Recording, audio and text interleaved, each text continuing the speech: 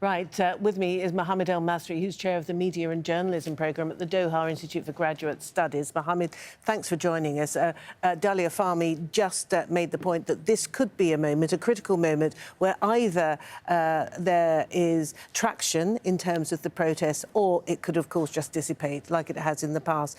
Where do you think Egypt is today?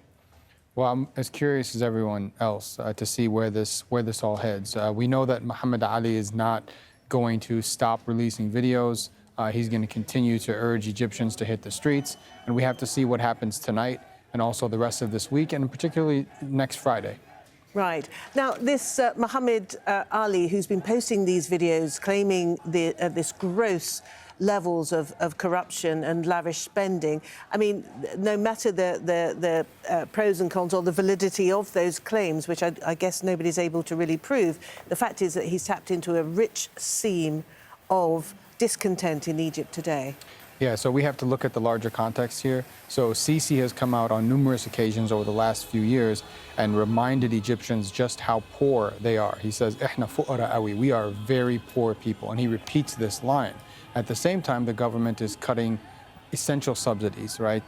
These subsidy cuts have harmed the average, the common Egyptian. Subsidies to flour and sugar and fuel and propane tanks and other things. Now, as all of this is going on, Muhammad Ali is saying that Sisi is spending tens of millions of dollars on very lavish presidential palaces and a private home, by the way, for his family. So this is why this message is resonating so much. And you mentioned validity. Well, Sisi had an opportunity last week at the youth conference to deny Muhammad Ali's claims. In fact, he did the opposite. He confirmed them. He said, yes, I've constructed these lavish presidential palaces, and I'm going to construct even more. And I guess how indicative, then, are the pictures that we're looking on our screen? How indicative is this of the mood of Egypt today?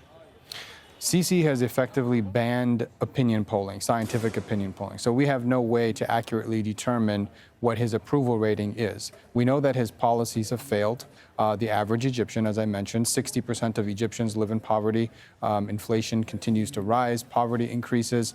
So it's hard to believe that he's supported by a significant faction of Egyptians. I happen to think that these protests are representative of a larger movement, and if people can simply overcome this fear barrier, we're likely to see the continuation of the movement. Yeah, that's another point made by Dalia Fahmy, and that is that there is a difference in terms of this generation. It was only 8 years ago, of course, that we saw those scenes that led so many people to hope for a better future for Egypt.